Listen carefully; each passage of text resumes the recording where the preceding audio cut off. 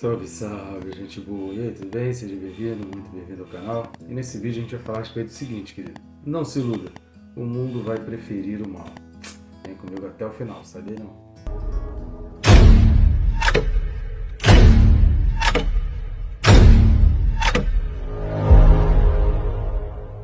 Só que antes, não deixe de se inscrever, né? Bem rápido e fácil, aproveita e clica aí no botão de se inscrever e não deixe de clicar no sininho, marcando a opção todas para ser notificado a cada vídeo novo que a gente coloca no canal. Tem reels, mensagens e esse estudo, né? Não são pregações, mas são estudos para te ajudar a compreender as escrituras.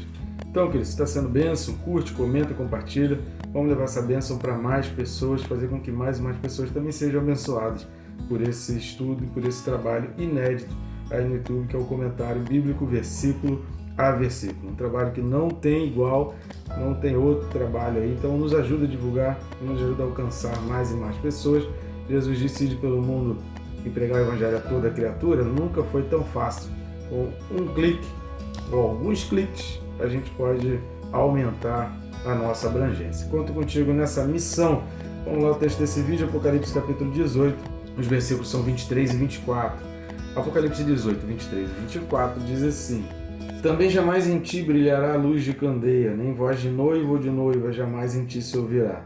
Pois os teus mercadores foram os grandes da terra, porque todas as nações foram seduzidas pela tua feitiçaria. E nela se achou sangue de profetas, de santos e de todos os que foram mortos sobre a terra.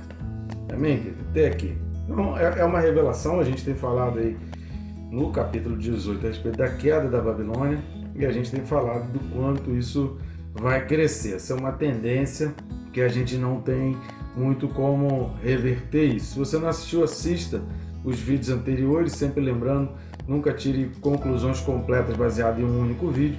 Assista alguns vídeos antes, alguns vídeos depois, porque texto sem contexto vira pretexto. Embora a gente esteja estudando um versículo, 2 ou 3, dependendo do estudo aí, tem vídeos que tem mais de um versículo por causa da compreensão, mas embora a gente trabalhe com trechos da Bíblia, é óbvio que o entendimento ele está no contexto geral. Então, para você compreender, você precisa assistir uns vídeos antes e uns vídeos depois, ou pelo menos todo o capítulo relacionado àquele tema ali. E agora a gente está chegando aqui ao final, a gente está chegando aos momentos finais aqui do traço da queda da Babilônia.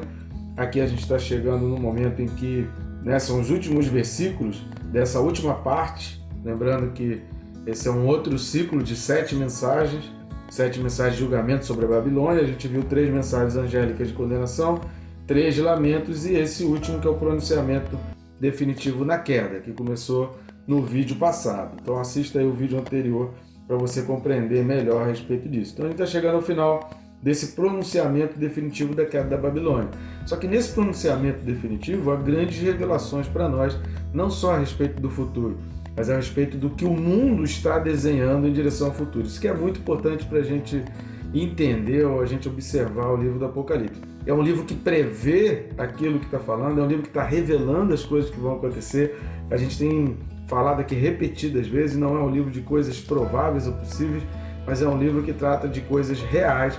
As únicas dúvidas que a gente tem são com relação a quando isso vai acontecer e se tudo é exatamente da maneira como a gente compreende, já que à medida que o tempo vai passando, a gente vai tendo novas revelações e novo entendimento e as coisas vão ficando cada vez mais claras. Então tem episódios da Bíblia que na época em que foram escritos eram muito difíceis de se imaginar como isso iria acontecer, mas hoje a gente olhando, nós já falamos várias vezes, em várias situações aqui ao longo do livro do Apocalipse, que hoje, no século 21, a gente olha e a gente já consegue imaginar, visualizar, porque já passamos por situações parecidas, já passamos por um protótipo, já passamos por uma experiência, ainda que de menor proporção, mas que faz a gente entender claramente que nada do que está aqui no livro do Apocalipse é impossível de acontecer, é algo de uma magnitude meio que ilusória ou de um campo de ficção.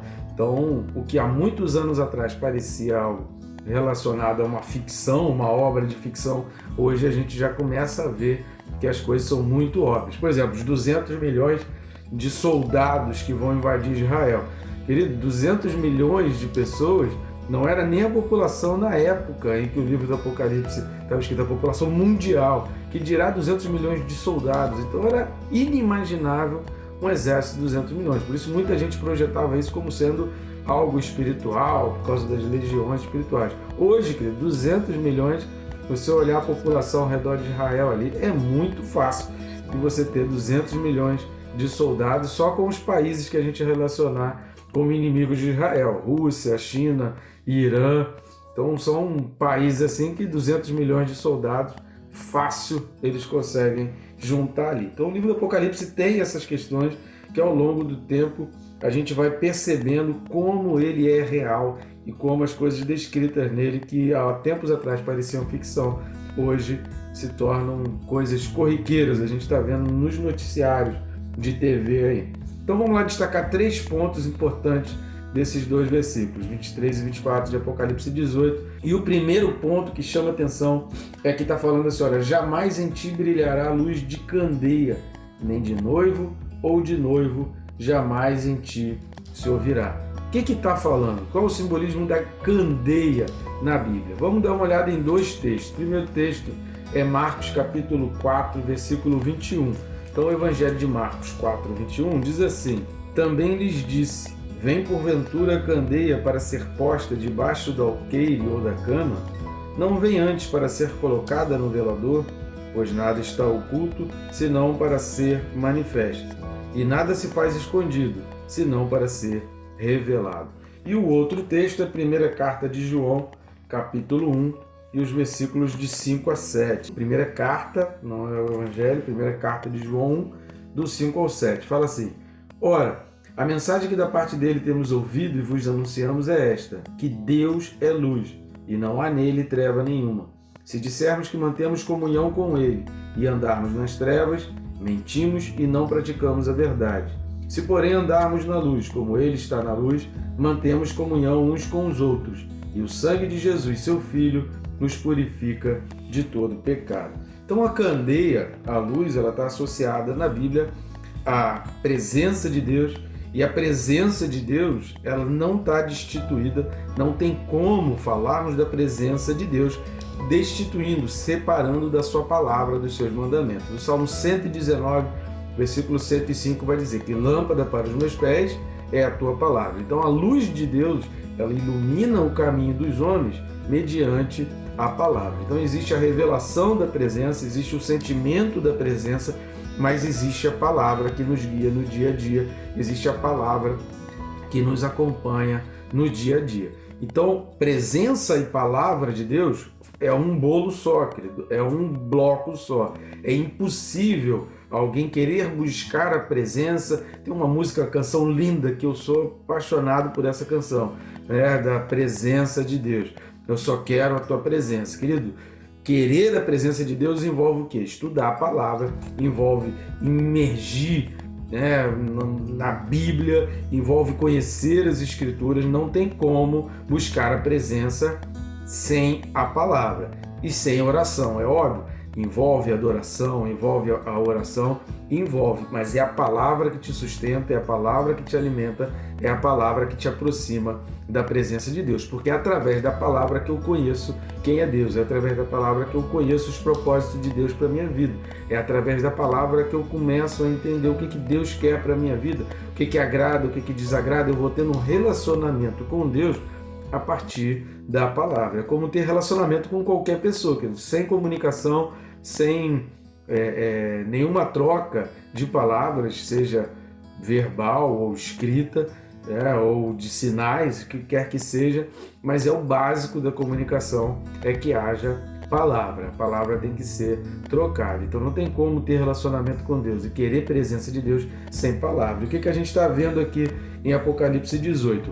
Um mundo sem palavra, um mundo sem a presença de Deus, um mundo sem a busca por Deus, um mundo onde o que se quer de Deus já foi esquecido. Se você não assistiu, assista os vídeos correspondentes aí às 2 cartas de Paulo a Timóteo, que a gente fala sobre essas questões dos finais dos tempos e as profecias de Paulo ditas ali para Timóteo. Segundo ponto aqui de Apocalipse 18 para a gente destacar é exatamente esse ponto sobre todas as nações foram seduzidas pela sua feitiçaria. A feitiçaria da Babilônia, a gente já falou sobre isso, a sua imoralidade sexual, a sua perversão e como os homens vão sendo atraídos. A gente falou a respeito do livro de Juízes, da história de Sansão, do mel ali no corpo do leão, no cadáver do leão. Então é o mel no cadáver que atrai o mundo, e o mundo acaba tocando em cadáveres e se tornando cadáveres, como Jesus falou, sepulcros caiados, por fora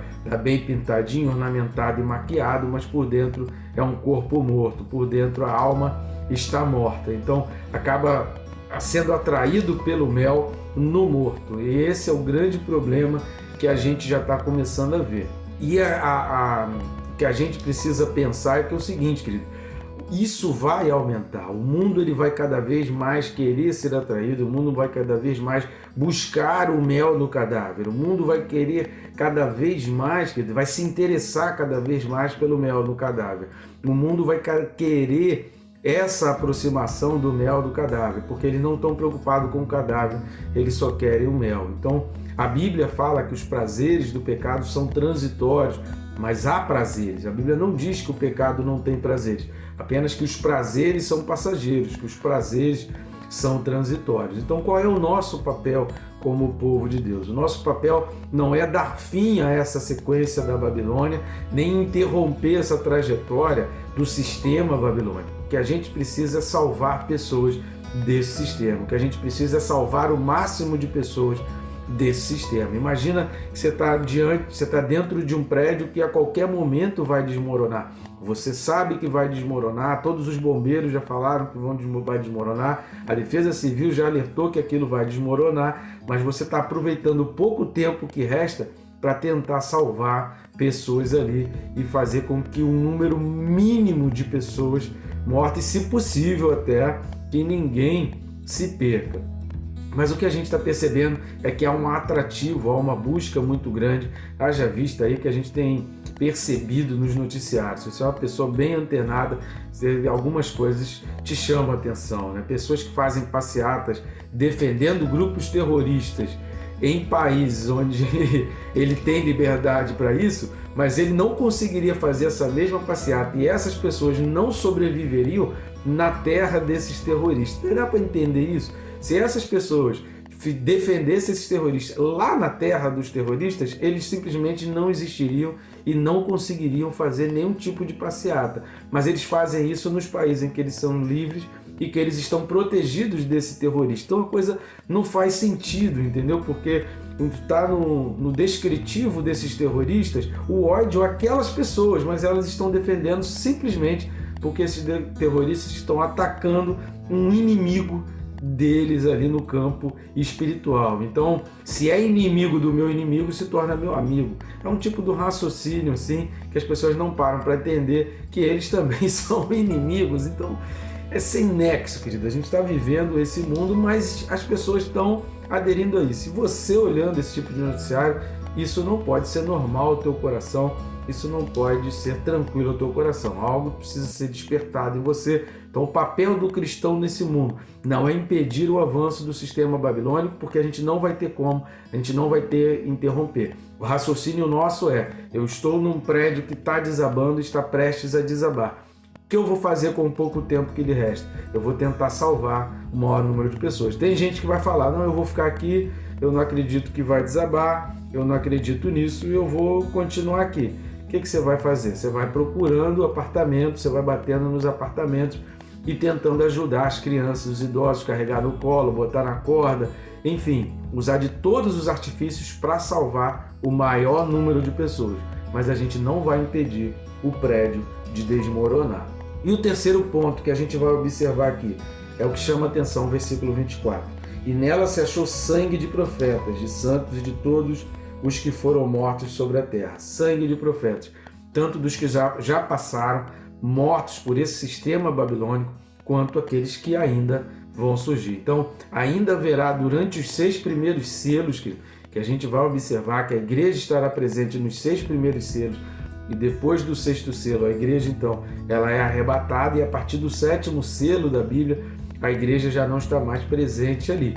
Mas durante os 6 primeiros selos, a igreja vai participar e vai haver muito sofrimento e muita perseguição, porque o sistema que nós já estamos começando a viver é o mesmo sistema do Império Romano da época em que Apocalipse foi escrito. Se você for observar, observe os noticiários, se você é uma pessoa atenta aos noticiários, você vai ver, os cristãos estão sendo acusados de discurso de ódio e de uma idolatria, de estar adorando a um Deus único, quando o mundo inteiro está propagando o paganismo e as orgias e as imoralidades sexuais.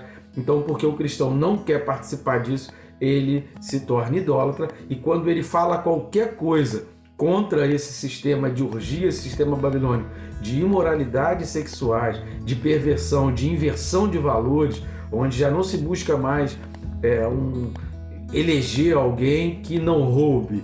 Então, roubar já não é mais um parâmetro para você recusar aquele candidato. Então, são uma inversão completa de valores, onde prender um inimigo teu vale qualquer coisa, até mesmo agir contra a lei ou um juiz criar uma própria lei. Desde que seja o teu inimigo, então o juiz pode fazer o que quiser. Então são inversões de valores, e o nome disso é iniquidade, exatamente o que Paulo fala na segunda carta aos Tessalonicenses, capítulo 2, que essa iniquidade iria imperar sobre o mundo.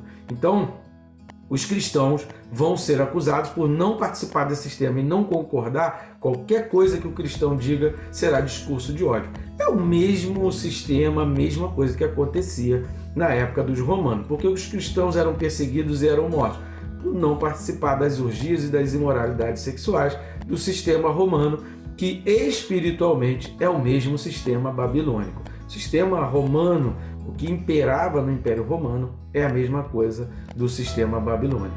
Não se iluda, o mal ele vai aumentar. A minha função e a tua é a gente tentar salvar. Imagina, querido, o prédio vai desabar, o prédio vai cair.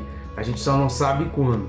Então, o quanto antes a gente conseguir puxar pessoas e tirar pessoas desse prédio, querido, vai ser melhor para essas pessoas. Então, o nosso objetivo aqui é alertar e ir avisando. É como se a gente fosse um bombeiro civil, alguém da defesa civil, e diga assim, olha, evacue o prédio, sai daí, porque esse prédio vai desabar, esse prédio está condenado, a gente está com os dias contados. Imagina que você é alguém da defesa civil e você está ali anunciando, o prédio vai desabar, sai daí. Foi exatamente o discurso de Jonas, que ele não queria fazer, mas ele acabou sendo compelido por Deus a fazer o discurso. Esse tem que ser o nosso discurso, querido. E aí deixa o restante, que o restante é obra de Deus. A nossa obra é anunciar. Agora, Deus está dizendo aqui, vai acontecer, esse tempo vai acontecer. Onde Deus não está presente, a igreja não está presente, o Espírito Santo não está presente, não há arrependimento, não há nenhum sentimento de perdão, de amor ao próximo, só feitiçarias, seduções, imoralidades sexuais, orgias, egoísmo, egocentrismo e uma completa inversão de valores. É o que está descrito no capítulo 18 de Apocalipse. Assista os vídeos anteriores para você ter essa compreensão maior aí. Tá bom, gente boa? Que Deus te abençoe, rica e abundantemente.